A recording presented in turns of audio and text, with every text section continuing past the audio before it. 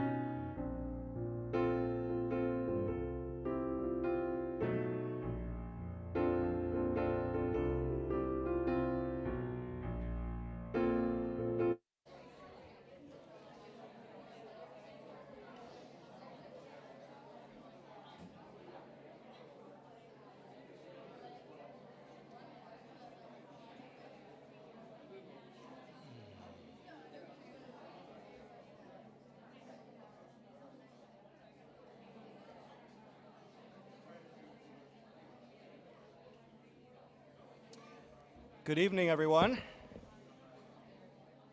we can just have everyone's attention. Thank you. Good evening. My name is Levi Gourarie. I am the brother of Yocheved Gourarie and Yehuda Gourarie, son of Remy and Dini Gourarie. Just want to calm everyone down. There's going to be food. It's at the end, okay?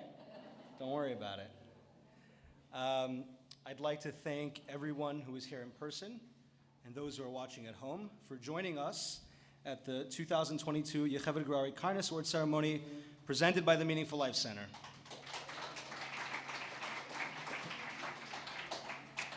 In the course of tonight's event, we'll hear from some wonderful speakers, and we'll celebrate the kindness of others. Before we get started, I just want to draw everybody's attention to these bookmarks. You got them in the beginning. They're really nice. And they have a QR code on the back, and you can scan that QR code and you can nominate people for next year. So I just want to make sure everybody has those. There's more in the front. Please, please, please nominate for this wonderful campaign so that next year we can double it. Yeah.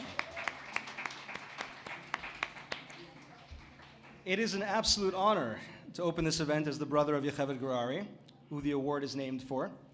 Kindness is always a big part of her life and our lives. And as I've mentioned before, it's the perfect way to honor her memory.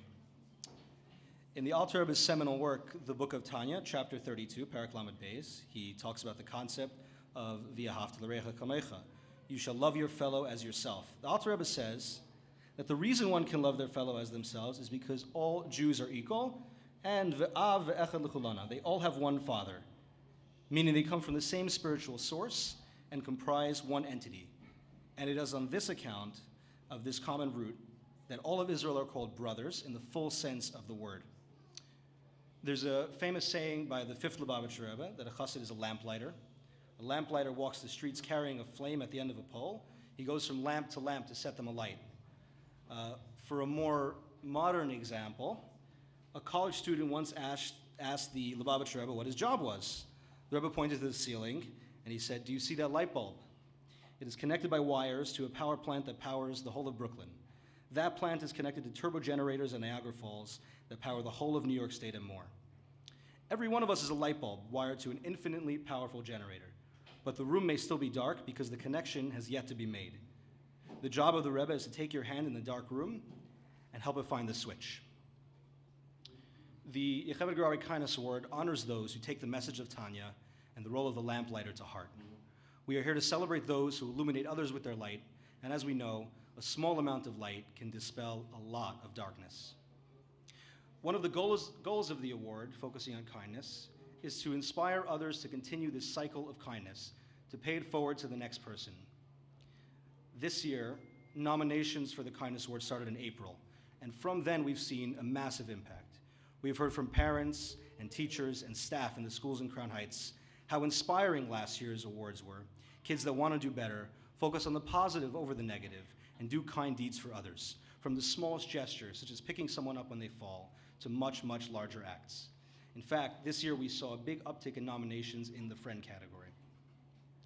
On a personal level, although I did go to several schools as a kid, I really look back at my time in school in a positive light. And while the schools and teachers were largely very good to me, and I'm sure they had a part in it, I think the reason that I succeeded and I was happy was because of the strong friendships that I had in school that continue to this day, some of whom are in the room right now.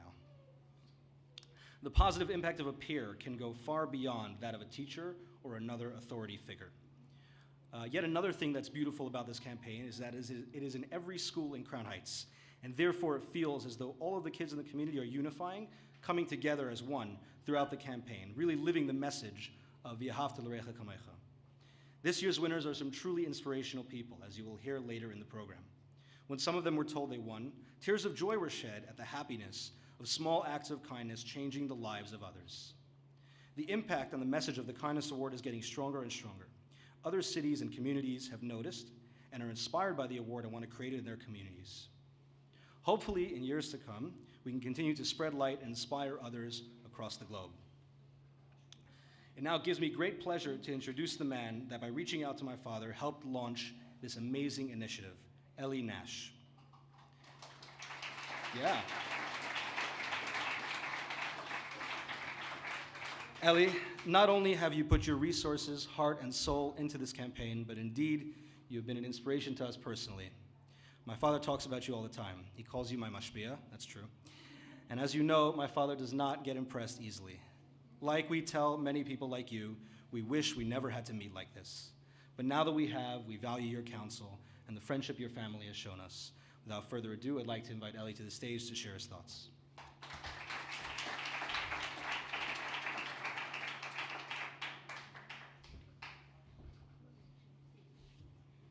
These words are my speech here?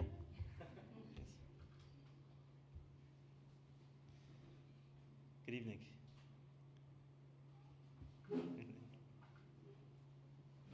Need more men in the audience. Not more people, more men from the ones that are here. Dennis Prager, for those who are familiar with him, has been saying for years that there's a war in our country, but only one side is fighting. I think the same can be said in our community. This community is at war, but many of us are not fighting. Tonight's event is serious business. The fact that we talk about kindness and not loss of life this evening makes it no less serious. We aren't giving a sticker to teachers because they were nice and not mean and we think it's a pretty good idea. What we're attempting to do is to highlight and emphasize that small things are a big deal. We are linking the life and the story of Yocheved Gourarie to kindness in more ways than one. For very different reasons, the Gouraries and I have seen the underbelly of the beast, so to speak. What I mean by that is that we bear witness to a lot of the struggles that exist in this community, from eating disorders to debilitating addictions, from attempted suicides to actual suicides and everything in between. Nearly every family in this community has lost a child in more ways than one. Let me provide an example of what I mean by that. Over the last couple of years, I've been quite vocal and outspoken about my own struggle and addiction and dependency on pornography. My talks and interviews in the subject have been seen millions of times, also by many members of this community. I can think of multiple examples of people who've reached out to me, and I'm not talking about people who've fried out or left the community. I'm talking about shluchim, teachers, young adults in the community who are struggling with this. Want to know something nearly uniform? Pretty much every single person I've spoken to about this is that I'm one of the only people they've spoken to. Very often, I'm the first person they've spoken to about the struggle. And those who have stepped out, as I have, I see my shechan in here as well. When we choose to share our story gets thrust upon us the way it has been on the Gouraries. People feel comfortable sharing their story, and we find out what's really going on.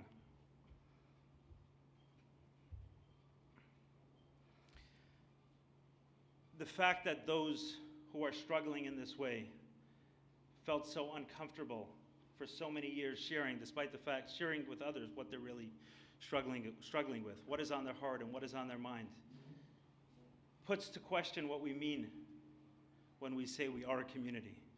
Can people really speak about what's going on? A lot of my work and a lot of this work is an attempt to do that.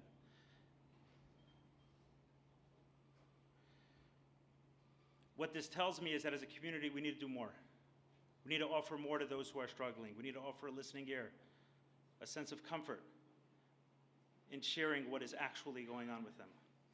A knowledge that when they share where they're at, there is no judgment. There's acceptance, there's a listening ear. Tonight is one way to offer this support. We highlight, underline, and emphasize teachers who are doing life-saving work for their students. And what are we reinforcing? Them doing the same thing, highlighting the positivity that they see in their students. Many of the stories we read and hear are those who are struggling, which instead of getting a harsh response from a teacher, was met with more understanding and compassion. Now, do you know who appointed us to this position? No one. We appointed ourselves. And this is true in many areas of our life. Many of the leaders we see, the quote-unquote leaders, they appointed themselves to that position. Some of the most vocal and outspoken voices in the country, those with the biggest audiences, were appointed by themselves. They said they have something to say, and people started listening. Because this event is really not about blame. This event is about responsibility. I think it's one of those things in the conversation that I said to Avremi that he's repeated back to me multiple times. When the idea for this event, for the Yocheved Gourarie Kindness Award, not this event, but this, the program came about, was, yes, it's easy to get angry and point fingers at who did what and what, you know, what happened and where were the supposed leaders in the community when there's so much struggling. But the truth of the matter is we're all responsible.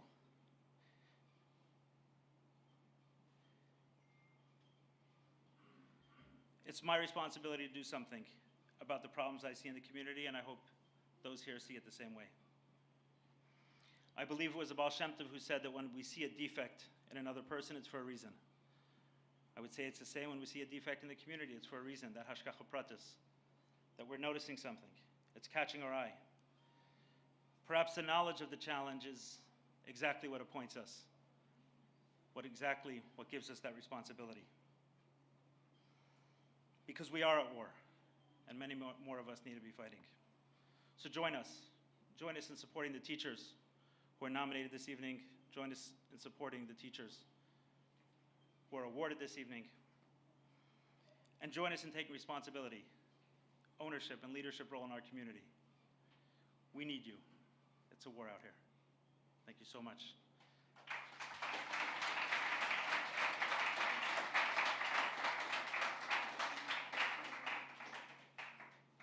Without further ado, I'd like to call out my partner in crime in this, Avremi Gourarie. And as he comes up, I want to make mention of Yocheved's side office in the audience who launched this last year. And Sarah Leah Zohar, who's not here, but worked to put this event together and is the spirit today behind, not more than the spirit, the mind, body, and soul behind the Yocheved Gourarie Kindness Award. So thank you, and Avremi.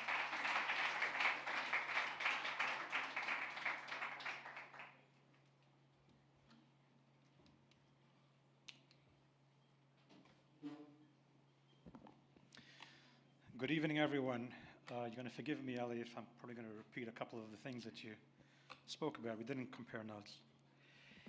As I sat down to prepare my remarks, I struggled focusing as my good friend Shimi Ben Abu had just passed away on Shabbos 2 days ago after a long illness. It's appropriate that I mention him within the context of this evening's event, as Shimi was kind to a fault. Generous of spirit, generous to those in need. He would encourage me to be calm and non-judgmental whenever I would get upset at someone or something. He would tell me, Avremi, just let it go. He always made sure to make everyone in the shul feel welcome and comfortable. Shimi, you will be missed, my friend. I hope Shashi and the kids will derive a measure of comfort, knowing that you are truly, truly one of the good ones. Once again, I feel privileged, bathed in love, as we stand here, once again, honoring those special individuals who have touched lives with their acts of goodness and kindness. It's obvious to me, as it is to others that have been working on this, that this campaign continues to inspire. It's gratifying to see that now, more than ever before, educators are giving mental health the attention it deserves, are more aware and sensitive when mental health challenges present in a child or a class, and more specifically, starting to understand how much kindness through actions and words is super important when educating our young. A couple of thank yous. I'd like to thank Rabbi Simon Jacobson and the Meaningful Life Center for hosting this event.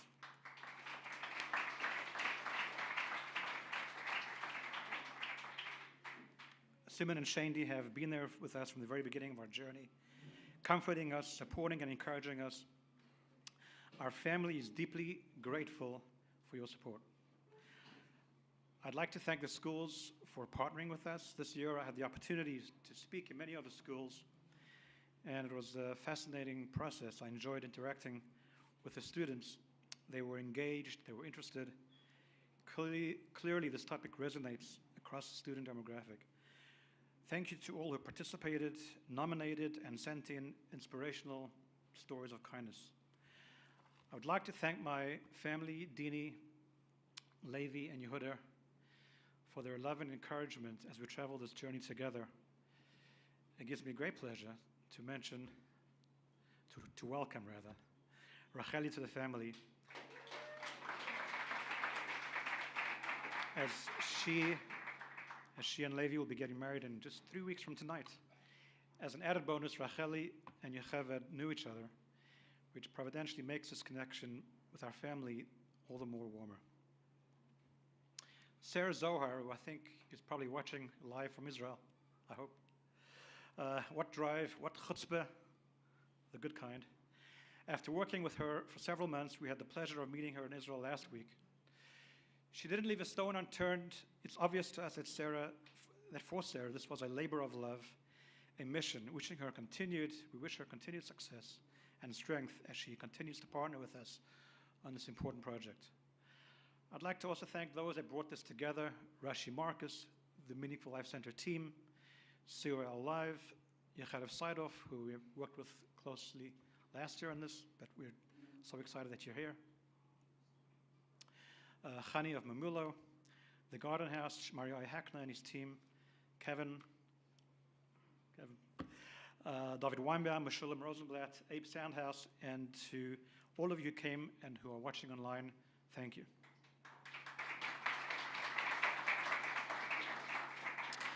Thank you to Ruth and Joe Weingarten, Frady and Ellie Nash for your generous support.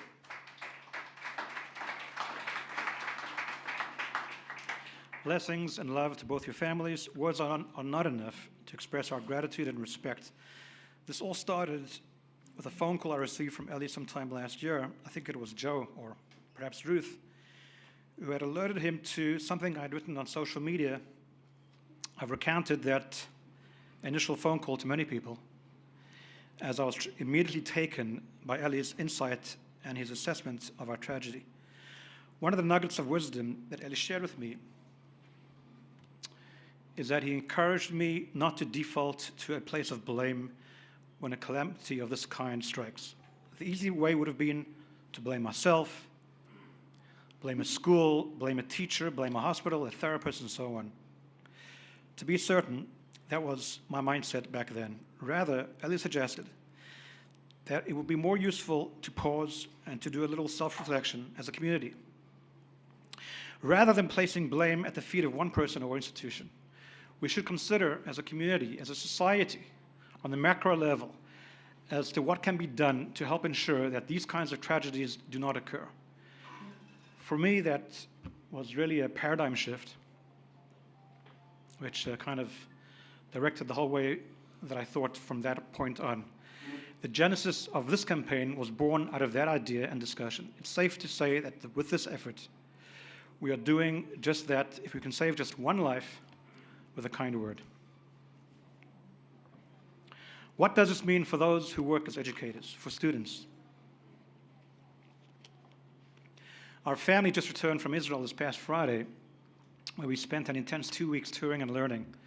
We had the privilege of being set up with this amazing guide by the name of Yossi Maimon. Yossi is humble, super educated, brilliant, and expert in Tanakh and Jewish history, and the kind of guy that you just want to be around, salt of the earth. What a privilege.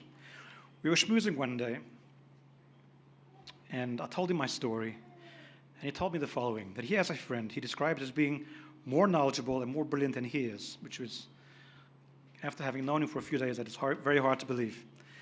This friend works as a simple farmer. One day he said to his friend, "You're so knowledgeable. I've heard you give shiurim lessons in our local shul, our local community. Why are you a farmer? You should be a school teacher." The friend answers when you teach young children, you run the risk of making the tiniest of comments that can negatively impact their lives for a long time. I'd rather not take that responsibility, not even for one child. I said to Yossi, that's precisely the kind of person I would want to teach my kids. Right? Well, we're here to honor not only the teachers, but also the students who understand the importance of being kind to one another and have proven by their actions and their words how important it is to treat one another kindly. I just want to say anecdotally that after speaking with so many, I get the sense that a child never remembers a teacher for having taught him or her X amount of pages of Gemara. Or, wow, teacher X taught me so much Chumash. It's amazing how much I know today. But acts of kindness, a teacher who was a great role model, that they remember and cherish forever. The psalmist declares, Olam chesed yibana. The world is built on kindness. It seems straightforward enough. There are two interesting things about this phrase. Why the word yibana, building, and not bara, creating? Bereshis bara Elokim, the world was created. Why does David Melech use this phrase of yibana, Olam chesed yibana? And why Olam chesed? Why specifically is it chesed, kindness, and not the other character traits or attributes through which God manifests himself, like Gourarie, strength or severity, Tiferes, beauty? Indeed, Kabbalistically, the 6 days of creation are represented by each of these midos. Directly involved in the creation of the world are the 7 emotional traits. Of this, chesed being the first, representing the first day of creation. Of this, the Zohar writes, V'azil im kulei yomim. This midah of chesed accompanies all the other days, all the other midas. That is to say that, yes, all the other midas and character traits are necessary for well-adjusted human behavior and interaction. There's a place for gevura, a necessity for strictures and accountability, but the driving force must be chesed, the bedrock of kindness, which will inform all our actions and communications. About the word yibana, curious term, not bara, creation. Why? The word yibana means building. How do we build a house? Brick by brick. It's a process. It doesn't happen in a second. And once it's built, there are renovations. There's maintenance. Kindness, too, is a work in constant progress, an effort that requires continued input and vigilance, always tweaking, always self-correcting and improving. I'm going to share with you a couple of stories. I like stories. There was a Rav in Yerushalayim by the name of Rabbi Yosef Chaim Sonnenfeld. He was a respected rabbi in Yerushalayim in the early years of the 20th century. In his shul, there was a very experienced Baal Tefillah, cantor, who would lead the shul for all the main prayers. Around Rosh Hashanah time, this Baal Tefillah unfortunately passed away. The congregants asked Rabbi Sonnenfeld, who's going to be a chazan for Yom Kippur? The rabbi said, don't worry, I'll take care of it. He did not take care of it. He came closer to Yantiv, and the entire shul was a little concerned. Everyone is on edge. Who's going to lead us in davening? Just before davening begins, Rabbi Sonnenfeld went up to the son of the late Baal Tefillah and said, no, you go up. You will lead us. The son protests. I'm not experienced. I didn't practice. The rabbi tells him, you heard your father do this many times. You'll be great. And so he did. But the question lingered. An oval, a mourner, is really not supposed to be a chazan on Shabbos or Yontif. Although there are halachic, religiously legal loopholes, and the members of the shul indeed asked us of Rabbi Sonnenfeld, how could he instructed the Baal Tefillah son to do this? He explained that he didn't want to announce this before Yontif, so there would be no debate about it. Why did he do it? He said, imagine the first day of Yontif comes, and the almana, the widow of the cantor, is sitting in the women's section, and she sees someone else leading the congregation in prayer. What a painful moment.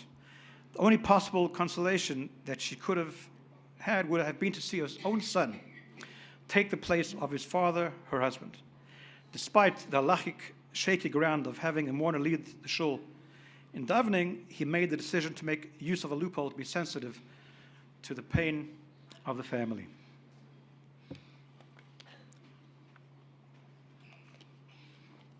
Kindness. There are many stories of the Rebbe's kindness and care of every Yid. This is a story that I wanted to actually say last year, but I didn't. But I'll say it this year. It really resonates with me. There was a Yid by the name of Rabbi Zalman Schachter. He was one of two of the earliest shluchim, emissaries, to be sent out to spread Yiddishkeit, Judaism, Jewish values, on campuses and in remote communities.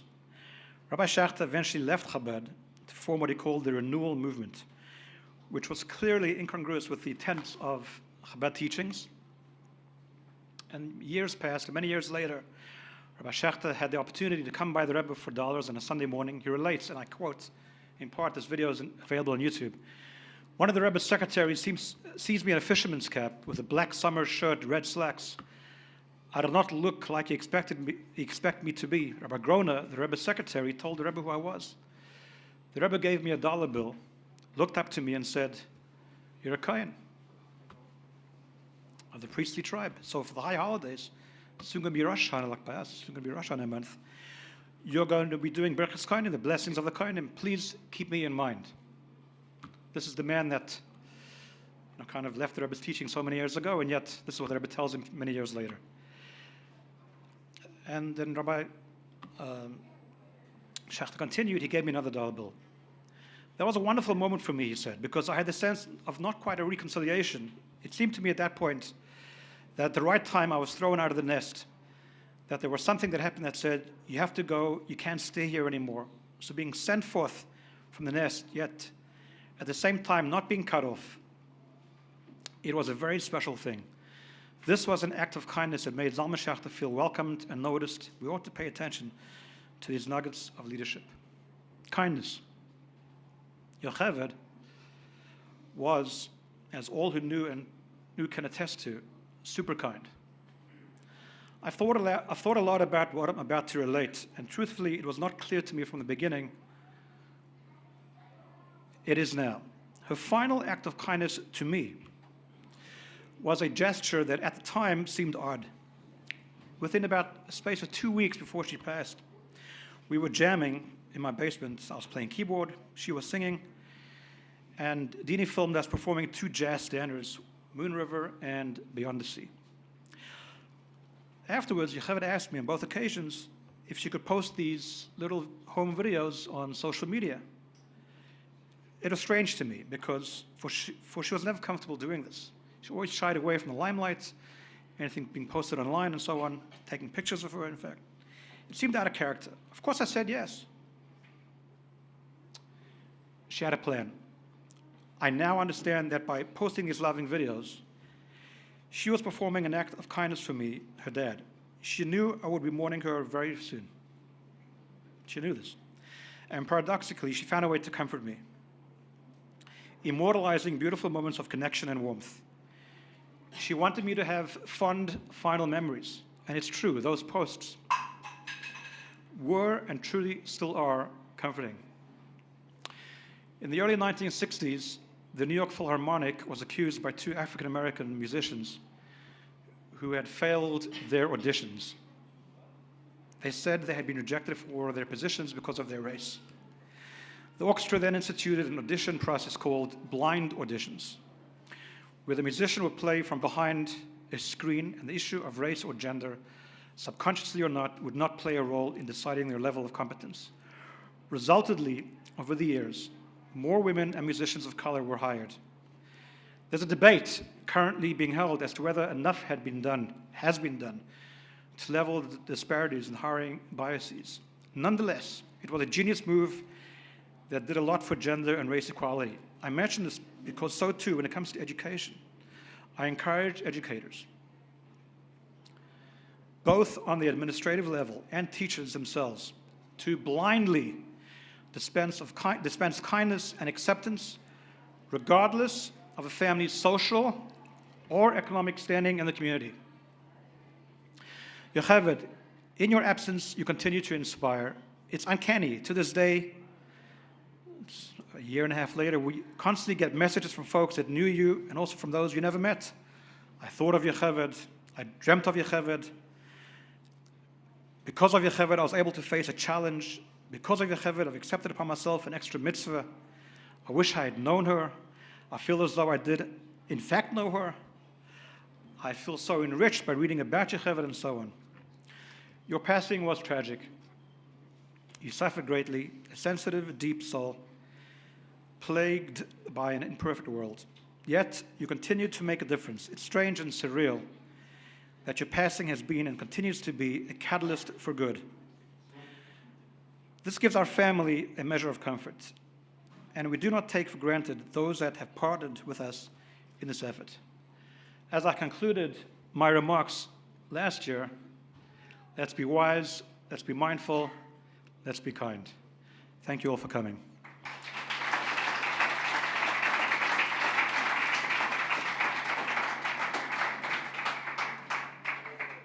And now, for the main part of the evening, the awards. So there were submissions, and I'm going to read the submission and then announce the winner for a friend prize, which is $1,000. It reads as follows. When I was walking home one day, a gang of boys came up to me and started to tease and bully me. Shmuel came and stuck up for me and made them walk away. This award goes to Shmuel Grimberg. Shmuel.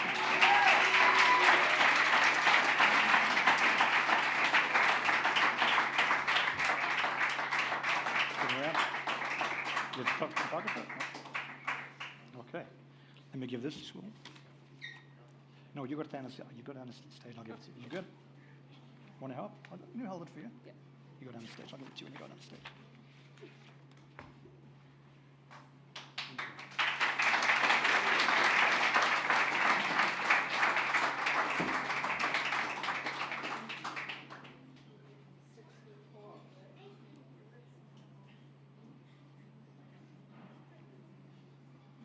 Thank you, Shmuel.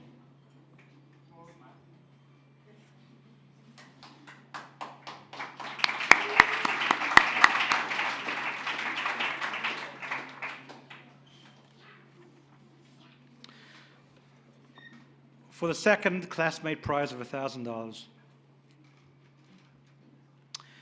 Yari Duchan has been a very kind, caring classmate and a very good friend from a young age. I'm very thankful for him. This was nominated by Yair Goodman. We invite Yair Duchan to the stage for his prize.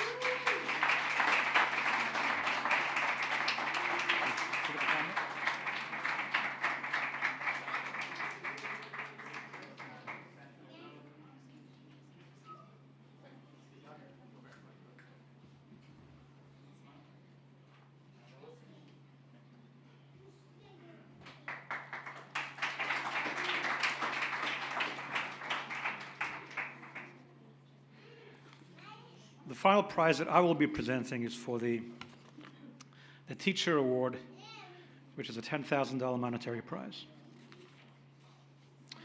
Rabbi Levi Horowitz is a pre-1A teacher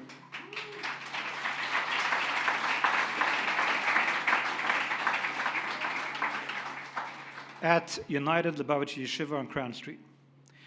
He gears his teaching to his students, filling each one's needs throughout the day, completely attuned to what can benefit each child. He makes sure to address concerns and provide warmth and care to everyone. If you ask any of his previous students, they will surely say he was their favorite teacher. He is able to channel each student to be the best he can possibly be, and this is done through compliments, positivity, attentiveness, and so much caring for each and every one of his students. The students love coming to school, to their safe zone where they have fun, laugh at funny jokes, and are complimented nonstop for their good deeds and qualities. No one wants to leave the class. They love being appreciated for what they are and for the best they can be due to their Rebbe that can see each student as a world of its own. This was nominated by many parents that came together to nominate you, Rabbi Levi Horowitz, please.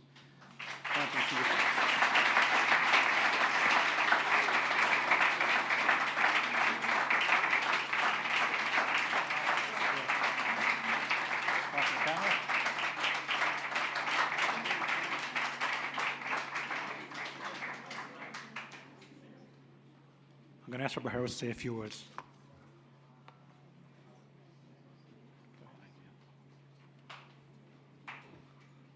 Thank you very much. It's a little hard to be here tonight because a lot of people could stand in this position. And why was I the one who was chosen? I don't know. And I remember when I got the phone call from Sarah Zohar, so I didn't even know about this organization. I didn't know that it exists. I was never told about it, so I never read about it. I didn't know. And I thought she was just collecting money to fundraise. And we were having reception problems. It was during the summer. I was upstate, and we communicated through text. And then she eventually told me what it's about, and she told me that it was me. Are you willing to come here? And I didn't want to come here. It's a hard thing to come over here. So I spoke to my wife about it, and she said, of course you should come here. It's not about you.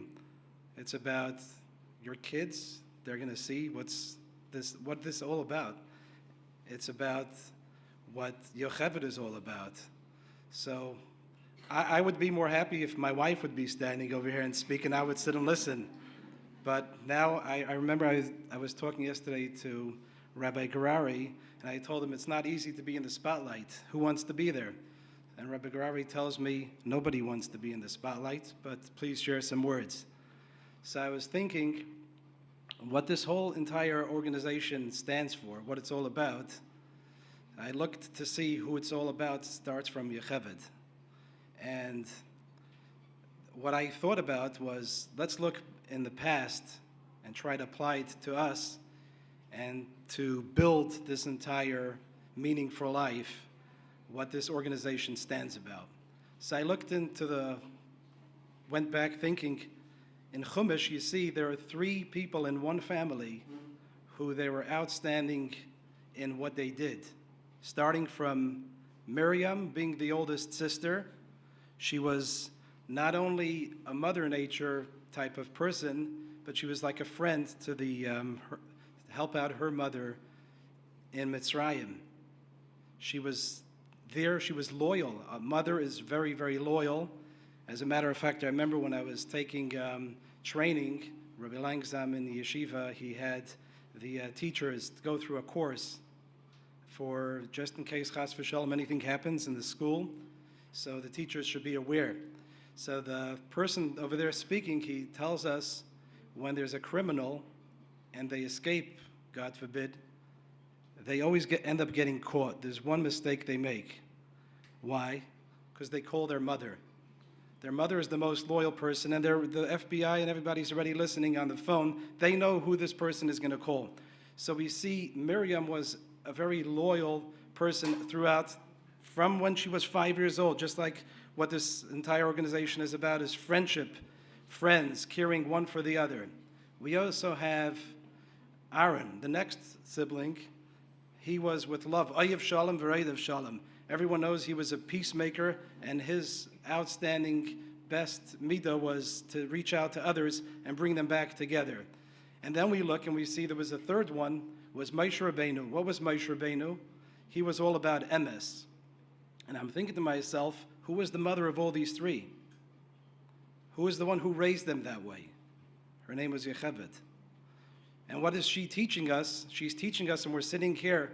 We're not sitting here just to see me come up or other people come up. Like it was mentioned before, we're here to teach others and to give to others. What Miriam had was loyalty, like a mother nurturing, and of Aaron, of Ava, of love, and of emes. Without these 3, you can't really connect to someone else.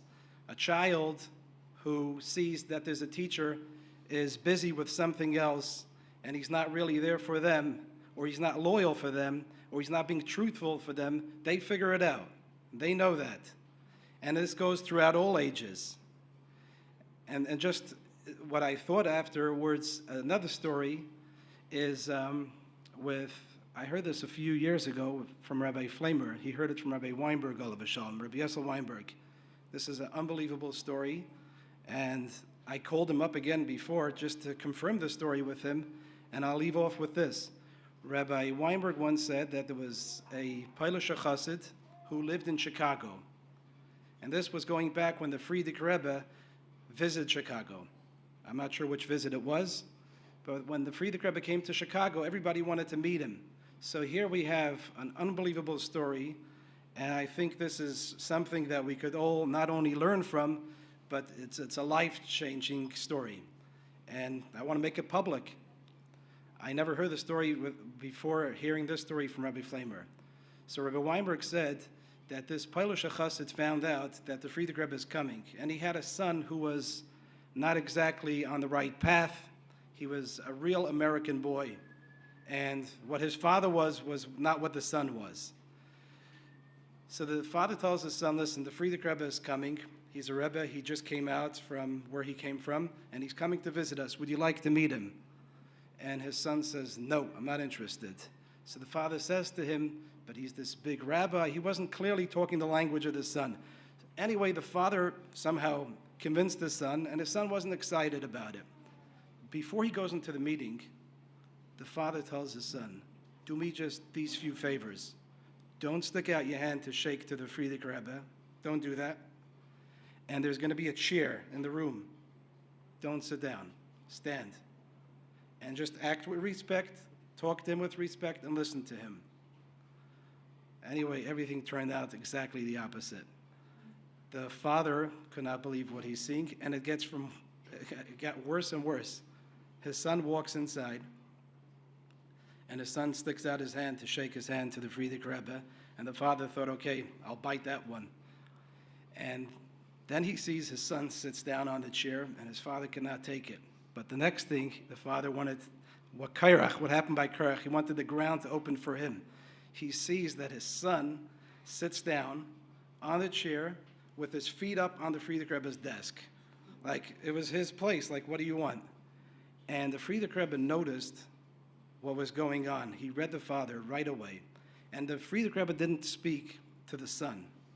The Frierdiker Rebbe turns to the father, and this is where the story is so beautiful, but it's also a life-changing story. The Frierdiker Rebbe tells the father, the problem is with you. I don't have the exact words, but the Frierdiker Rebbe told him, you don't understand these American boys. These American boys, they're not echad b'peh ve'echad b'leiv. They're real. You can't make them do something that they don't want to do. And you don't understand that. And that's why he's behaving the way he is. Because they're real. Right now, he wants to do what he wants to do, not what you want him to do. And the sooner you're going to understand the American boys, you're going to be able to knock some sense into him and communicate. And I thought to myself, that's exactly the story, what we all have to hear, is every child, every teenager, every person should be looked and valued for what they are at that moment. What happens later is something else. And I'll just finish off. I thought it was last week's Parsha. It says in the Torah, last week we just read it, Lo yisavashel gedi b'chalev imay. You're not allowed to mix milk and meat. But think about the words. Sometimes we have parents who they have a certain kach and chayas, and they want their child to look that way. But the child's not holding there. He's that boy who puts his feet up. He doesn't want to do it. So the Torah says, Lo yisavashel gedi. Don't cook. Don't bring all your passion and chayas to the gedi, is the child, b'chalev imay, with all the desires and fire that the father or mother want. What the father wants, what the mother wants, is true. But lo yisavashel gedi b'chalev imay. You are not the one to do that. Let it be on its own time. So I just thought I wanted to share that story, and that tonight we could walk away with something very special and value everyone for where they are and who they are, not for what we want from them at the moment. And I want to thank everyone. I don't know who to thank. It's a very hard thing to thank. Well, you see, if again, like I said before, if somebody else was over here, it's easy to hear that. But I bet you if you were standing here, it wouldn't be easy to thank people. But I obviously thank you very, very much for bringing me here to this stage tonight. And I want everyone to learn and to be this way, what this program expects from all of us. Thank you so much.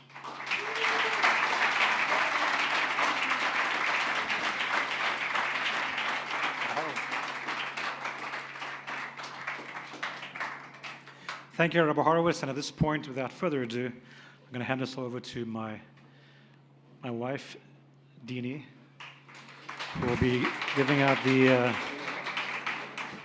female awards.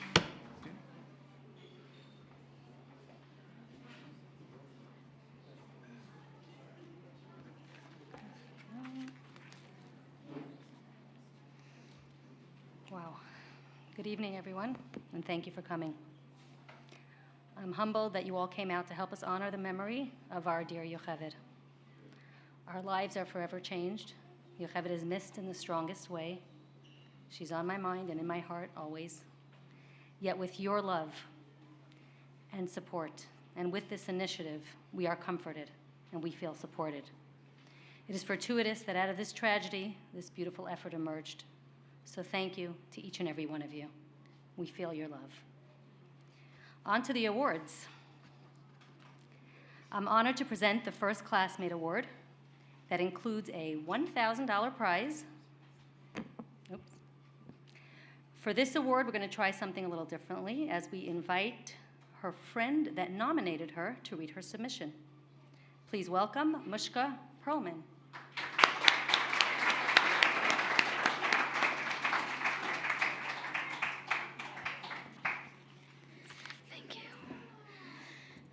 I'm just going to talk about Bella now because spotlight's on her. Basically, Bella really cares about everyone in our class and in our school. She really notices if everyone is absent, and then she'll call them after to see how they're feeling.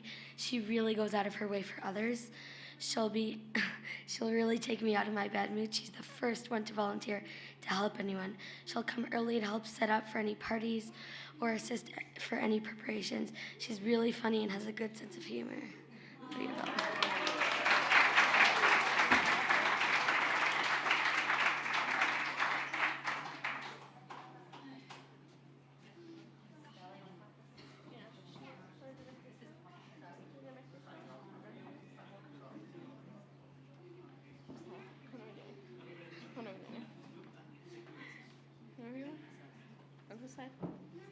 Middle.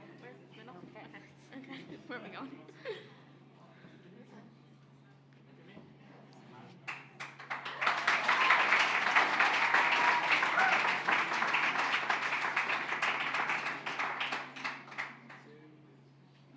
That was beautiful, Mushka. And everyone, this is Bella Eber.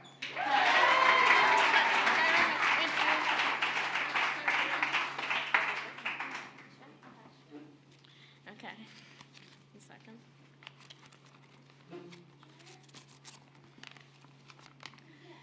Good evening, everyone. I would like to say how honored I am to be part of this beautiful event to honor a beautiful person, Yocheved Gourarie. Goodness and kindness has always been a part of my life, starting with my grandparents. My Zaydi Edber was a bacher when he was asked to help the Rebbetzin. He helped out in the Rebbe's house for a number of years. He is also part of the Chevra Kadisha, which is a very special mitzvah. My Babi Eber has a simchas l'chaim, joy of life. She's always happy, and it's so special to be around that joy. My Zaydi Freundlich runs a gemach in London that helps less fortunate families to buy food and clothes for Yom Tov. Before each Yom Tov, he makes sure an envelope is dropped off by each house. He does this in a tznius way, making sure that no one is embarrassed. My Babi Freundlich is legendary for her and my Zay's hachnachas archim. If you meet anyone who visited London, they will probably say they stayed in my grandparents' home and how well they were treated. My Bubby cooked, cared for, and fed the guests like they were royalty. My Bubby has a way of making each and every one of her grandchildren feel so special, like we are each her favorite. Just between us, I know I am her favorite. My father is well known for helping anyone in need. Everyone knows where to find him. His phone rings constantly, and he will get out of bed, even in the middle of the night, if someone needs help. Our table always has an interesting mix of people who he has brought home for a Shabbos meal or someone he has just met who is in need of good food and good company. My mother is very special. She is the one who cooks for all those interesting people. She is a great cook. She is constantly making dinners for people in need, people who have just had babies or have someone in the hospital. She always reminds me that everything happens for a reason and is in Hashem's plan. She's always there for me and constantly encourages me to succeed. Growing up in a family steeped in chesed has made a huge impact on my life and has encouraged me to always think and help others. Lastly, I want to thank my friends for nominating me. I am truly blessed to have so many wonderful people in my life. Thank you again.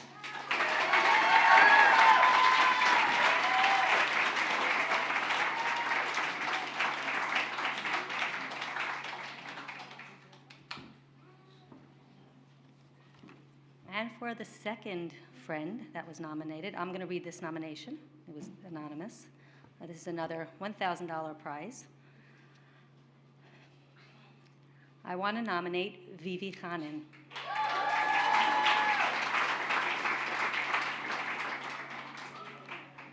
I am nominating her because I just met her this year and we have become good friends. She's so kind and has a great sense of humor.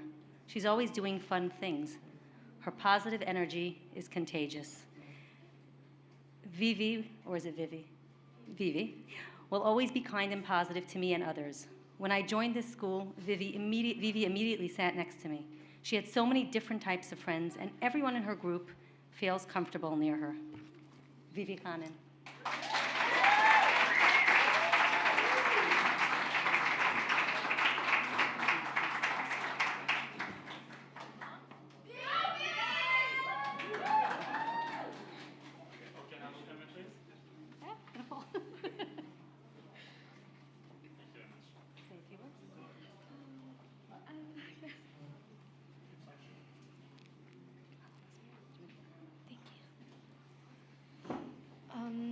Thank you, everyone, for coming.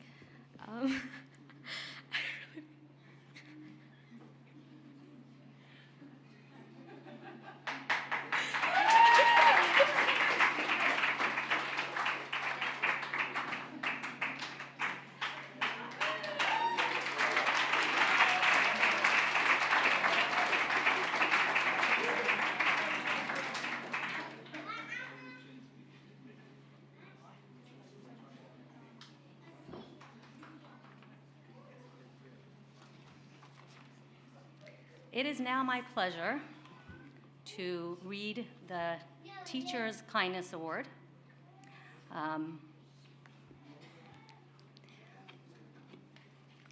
This is a $10,000 prize. I will read this nomination in the words of the nominator. When I was a student in 8th grade, it was a really tough year for me. I was going through a lot emotionally, physically, spiritually. I thought there was no hope in sight. That year, we were working on a family project, and in one of the sections about myself, I wrote something that brought the attention of Mrs. Strauss.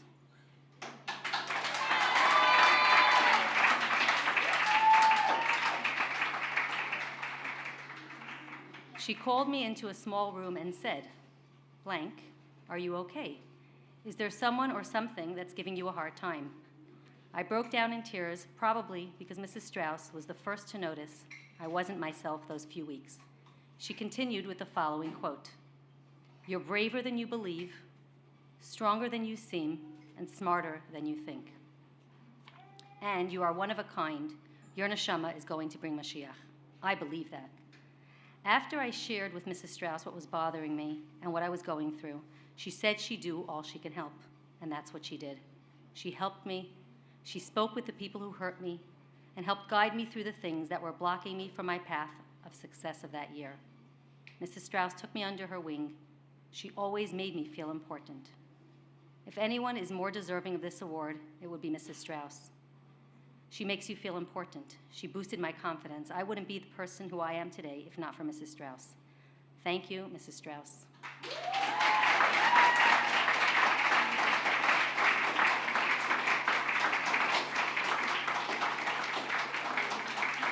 I invite my 8th grade teacher, Mrs. Strauss, to the stage.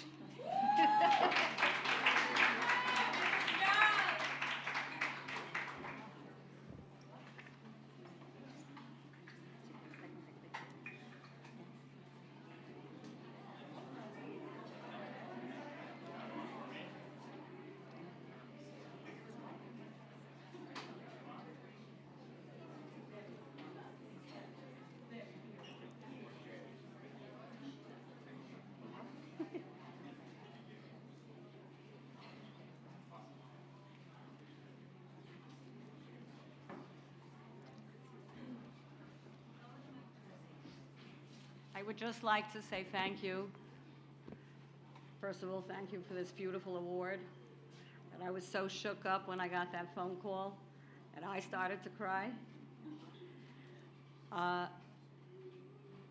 I want to thank my students, who every single year I love to pieces.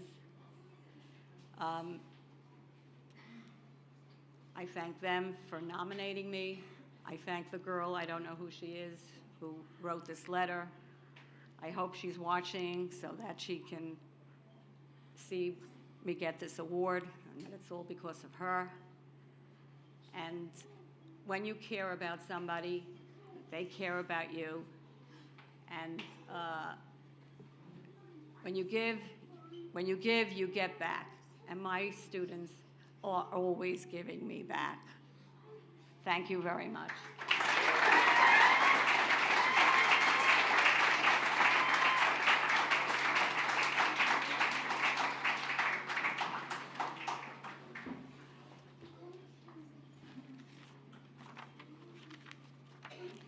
So that was really the most important part of the evening, the awardees. So thank you to all of them. Thank you for being here, and thank you also to the parents of the students, because you guys are all, this is what it's about, so thank you. It is now my greatest honor, and with gratitude, I'd like to invite a man who needs no introduction, who Avremi spoke about earlier, my dear cousin, Rabbi Simon Jacobson.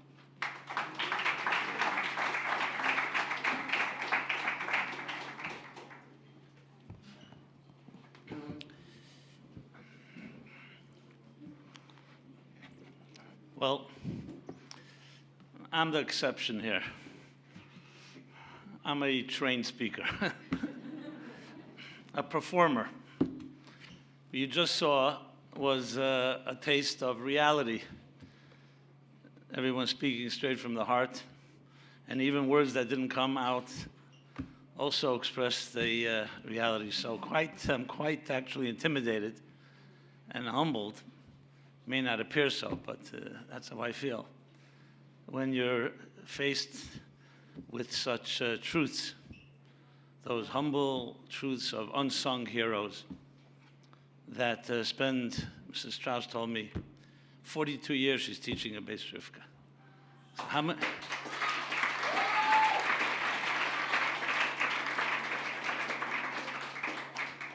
how many students?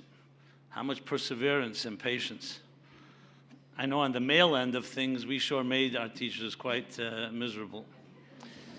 So how they deal with it, I really have no clue. And yet, not only do they continue, but also have such impact. So I am really honored to just be allowed to participate. And I want to thank Avremi and Dini and Ellie and all those that really initiated this. They just asked me to endorse it, I guess. Not that anyone needs that, but here I are. So I want to thank you. And as I said, I usually hang around more. I think I said this last year, just the same sentiment. I hang around more where there's more sizzle than steak, shall we say. Where there are maybe Academy Awards and other type of superficial nonsense that the world worships so much. So on an evening like this, when lives are shaped and changed by teachers, by colleagues, by friends, I mean, this is where it's at. You know, I hope the world will one day appreciate, one day, maybe very soon, that this is the event that should be televised and reach billions of people. More than the Super Bowl, and then if you don't know what that is, that's good. And more than other performances. The power of a child. You know, each of us share one thing. We were all once children. In many ways, we're still children, just in grown-up bodies. The difference is, as a child, like the Rebbe would say, or like a warm ball of wax, every impression, every experience, for good, and unfortunately sometimes for the opposite, leaves an indelible impact that never goes away. Now, this is the essence of what Yiddishkeit and Torah was always about, that it's always the children. Because if you shape those children correctly, And as the wax hardens, you'll have a healthy adult. And if you don't, God forbid, you'll have what most of the world looks like today. It's called dysfunctional or addictive or fearful or insecure. I'm not going to go through all the synonyms, but there's plenty of it. So to me, this is more than just celebration of the individuals that were honored here. It's really a celebration of what it all means. I remember hearing a story from Rabbi Hershel Chitrik, Olav Shalom, a longtime resident of this community. He said in 1966, the year was Tavshin Chavov. So in his house, I think it was then on Crown Street, he would have a weekly shir, a class that Rabbi Mentlik, Rabbi Mordechai Mentlik was the Rosh Yeshiva in 770, and he would give a shir in Gemara every week. At the end of the shir, he would tell a story. So Rabbi Mentlik told the following story. He said, in the year Tavshin Tes, 1949, actually it would be 1948, I believe. It was the last Yom Kippur that the Frierdiker Rebbe was on this world. But I have to preface, before I tell that story, part of the story, the other part of the story. Rabbi Chitrik actually told this part, and then Rabbi Mentlik filled in a critical piece. Rabbi Chitrik said the following. He said that he was in yeshiva in that year, 1949 and 770. He was a student, and he had a few chaverim. There weren't many students, but there were quite a few. And one of them got engaged, thank God. He came from an American family, not a Chabad family, and he got engaged to a girl from a very distinguished family in Borough Park. She was a granddaughter of a very choshev Veltisher rabbi whose name was Harav Pardes. Okay, beautiful. The engagement party, what was called a vort in those days, took place in Borough Park. And the parents of the chassan, who was the 770 chaver of Rabbi Chitrik and others, came to this engagement party. Now, the father of the groom was actually a farmer from the Midwest, and he came dressed like a farmer, what we call a melech b'sada, in those garments. And people saw he was dressed a little differently. He was not kempt. He was, I think he even said that there was some earth under his nails still. Not sure why he didn't wash his hands, but that's what the story was. Anyway, the Zayda, Rav Pardes, who's obviously hosting in the big chashav Rav, sees the chassan's family. He did not like what he saw. So he called his children, the parents of the groom, and said to them, this shidduch is not for us. And being the grandfather, the distinguished grandfather he was, those days they listened to grandfathers. And they canceled it right there and then. Not sure how they pulled it off, but that's what they did. The boy, the chassan, this broken shidduch, went back broken-hearted to 770. And that's where he met Rabbi Chitrik, who was his chaver, and he was crying, and they embraced him.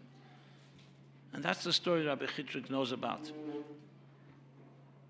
Rabbi Mentlik, who is teaching the class, this is 1966, we're talking now 17 years later. Rabbi Mentlik says, now I hear that part of the story. Let me tell you the other half. It was Erev Yom Kippur, Tavshin Tes. It would be 1948. The Frierdiker Rebbe was a Rebbe. The Frierdiker Rebbe was on the second floor of 770. It was right before Kol Nidre. And Rabbi Mentlik, who was downstairs, because many of the people daven downstairs. When I say downstairs, it means where the Rebbe's room is. That was downstairs then. And literally 10 minutes or 5 minutes before Kol Nidre, Rabbi Mentlik is summoned by the Frierdiker Rebbe to come upstairs. He comes upstairs, and this is the way Rabbi Chitrik told the story, so I'll tell you exactly as I heard it. Rabbi Mentlik spoke very slowly and deliberately, and he said, the Rebbe is dort gesetzen in sein Benkel. The Rebbe, the Frierdiker Rebbe, was sitting in his chair, in a kittel, in a talis, übergedeckte Kopf, in his kittel, his white garment and talis, and is gesehen wie a Malach Hashem Tzvokis. He looked like an angel, about to enter the holiest day of the year. Anyone who saw the Rebbe at that time can imagine what it looked like. It was angelic. It was hard to even describe. And he's sitting in the chair, and he tells me, Friedrich Rebbe is telling Rabbi Mentlik, Ich mach dir a shliach. I'm making you my shliach, my messenger, my ambassador. Right after Yom Kippur, I want you to go to Borough Park, and there's a Eid that's called Arav Pardes. And I want you to go there and tell him these words, that this and this bocher is meiner a kind. And he repeated a second time, this bocher is meiner a kind. That bocher is my child, is my child. Rabbi Mentlik had no idea what happened. So that's what he did. Right after Yom Kippur, and knowing Rabbi Mentlik, he probably didn't even eat a meal yet. He went straight to Borough Park, strange time, and he knocked on the door in the middle of a Yom Tov Dika Yom Kippur, post-Mitzvah Yom Kippur meal. And he says he has a message from the Friedrich Rebbe, from the Rebbe, Lubavitcher Rebbe. Rav Pardes was not a Chabad Rav, but he respected the Rebbe. And they went into his private chamber, his private library. And Rabbi Mentlik says that the Rebbe told me to come here right after Yom Kippur, so I'm here. And he told me to tell you that the bocher, and he said the name of the bocher, is Zainer Akind. The Rebbe's Akind, so Meiner Akind, he's my child. And Rav Pardes immediately understood the message. That was the guy that he broke up the shidduch. So Rav Pardes said, Mit azam mechuten will sich nicht dingen. With such a mechuten, meaning with such a, the Rebbe is his father, I'm not going to argue. And the shidduch was reinstated. And this fellow married this woman. They had children. Actually, one of their children went to yeshiva with me. But I didn't know the story at the time. I find this to be so appropriate to why we're here. Erev Yom Kippur. You could think a Rebbe has many things on his mind. Going to be mispal for Klal Yisrael. Moshe Rabbeinu is coming down from the mountain to pray for all of Vidin. Many other things at Yom Kippur. And yet, one boy who was heartbroken, not only that the Rebbe was aware of it, but he sent the messenger right after Yom Kippur, Meiner Akind. It's my child. I heard from Reb Mendel Marozov, Olav Shalom. So he grew up, his father was a secretary of the Friedrich Rebbe, Reb Chanya Marozov, the famous Reb Chanya Marozov. And he would play as a child together with his siblings in the room around the Rebbe, so they hung around there. His sister, he said, used to play with the Friedrich Rebbe's daughters. Shena, the youngest, and the Rebbe Chaim Mushke. And they were playing a game called hide and seek. Children play. Now, the Marozov girl, she was younger than the other two, so they saw her like a little, like an add-on. They didn't feel that she deserves to play with them. So she was so-called it. They blindfolded her, and the girls scurried off and disappeared. They never came back. And this girl was left crying because she looked around and she couldn't find her friends. Friedrich Rebbe noticed all of this. And he realized what his daughters had done, essentially insulted this little girl. So he said to his daughters, he wants to play the game with them. Of course, his daughters weren't exactly happy about that. First of all, who wants to play with your father, hide and go seek? But the Friedrich Rebbe insisted. Okay, so each one had their turn. Now came the Friedrich Rebbe's turn. And the daughters didn't want to put a blindfold on their father. They thought that was disrespectful. He wasn't the Rebbe then. The Rebbe Rashab was still a Rebbe. But their father said, no, it's my turn. Now it's my turn to be blindfolded. And you have to hide, and I'll find you. Okay, no choice. So now the three girls, because they brought the other girl back, they're all hiding. Friedrich Rebbe is looking for them. And while he's looking, suddenly, Reb Chanya Marozov walks in. who was then a secretary of the Frierdiker Rebbe. You see, the Frierdiker Rebbe is walking around with a blindfold, a little odd, you know, an older man. I mean, relatively speaking. He says, what? He says, yeah, he's playing a game with the children. He said, the Tata, the Rebbe, the Tata is looking for you. He said, the Rebbe Rashab was summoning the Frierdiker Rebbe, his son. So the Rebbe, Frierdiker Rebbe responded, mein Tata sucht seine Kinder und ich such meine Kinder. My father's looking for his children and I'm looking for my children. So recently I was speaking to a sociologist I know, pretty prominent, and I said to him, tell me, what is the litmus test, the barometer of a healthy society? Maybe that's not the right word, not healthy society, a successful society. So he said, it's the standard, the usual suspects. Standard of living, everyone has health insurance, the water is clean, life expectancy is high, the GDP, I mean, the other things. And he says, and based on that, our society today is the most successful in all of history. And he says to me, what would you say are the standards of a healthy society or a successful society? I said, in Judaism and Torah, it's only one thing, is the welfare of our children and our families. And I remember he looked at me quite mortified in a way, and he says, based on that, we may be the worst possible society. So very different standards. We're here to honor our children, and all of us who are children, and those that take care of these children. Because there's nothing greater in life, no question about it, that if we don't protect, and more than protect, if we don't cherish and nurture and feed the souls of our children, all our accomplishments, I mean, Hashem wanted the children as guarantors. Our accomplishments are great, but they're temporary. That's how we will be judged, and that's how we will be measured. So when I first heard about this award, and now here, last year, now again, second year that we're doing the ceremony, what can I say? This is where it's at. Lives are shaped and defined by you, the teachers, those that won, those that were nominated, by friends, by anyone. You never know what one word can do to a human being, both in the negative and in the positive, and especially when it's more than just a word.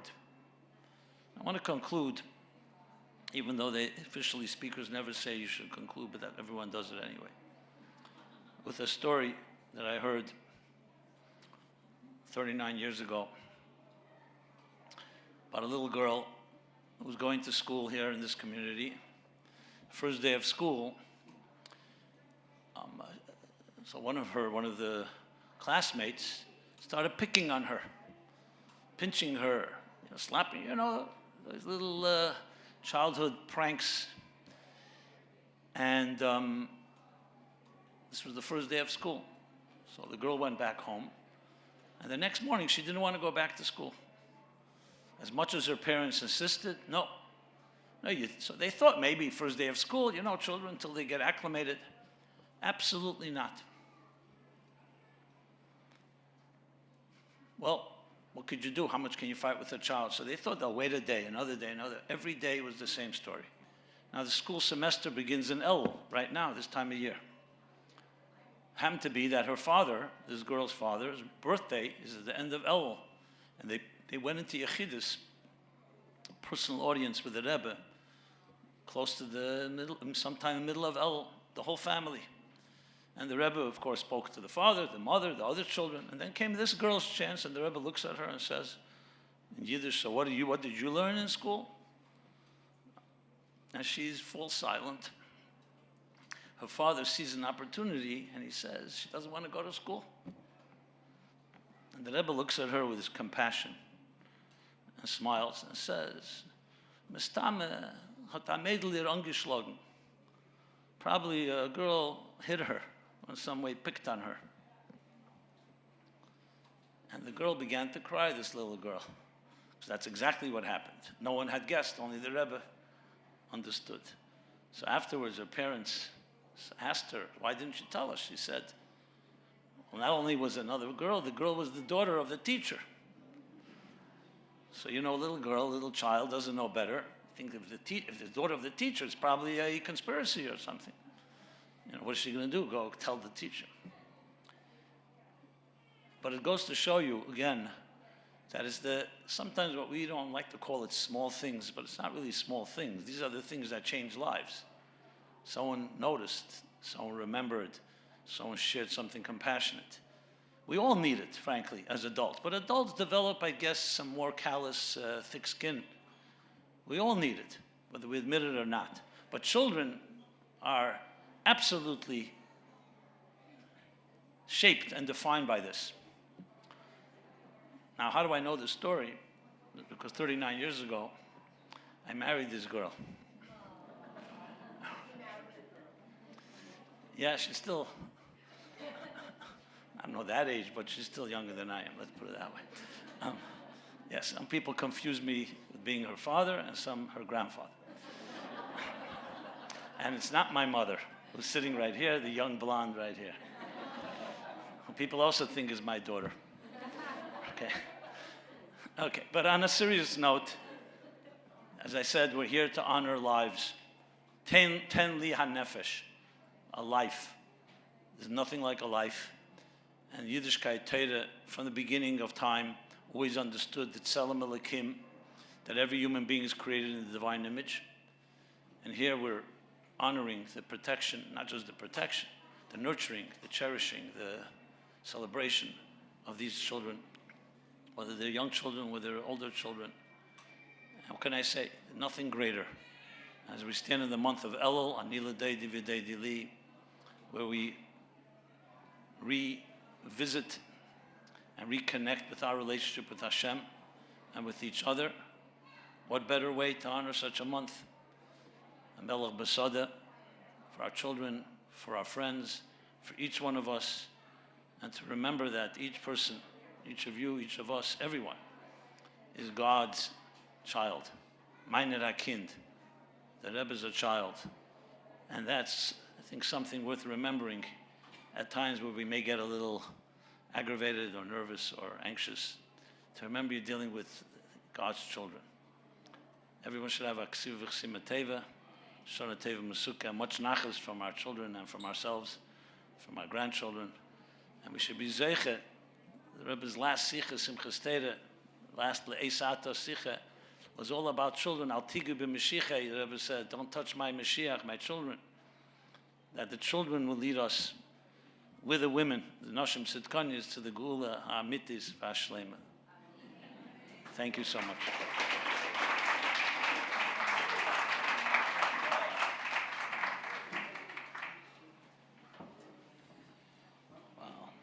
Thank you, Rabbi Jacobson. Thank you, all the other speakers, all the winners who were here to celebrate. Few quick things. Someone lost a ring. David has it. You should go over to him and get it from him. Also, I just want to talk about these again for a minute. There's a QR code on the back. We want to start the nominations for next year pretty much right away. So go grab one. We have a bunch of them. Please, please nominate people. Let's continue to celebrate kindness.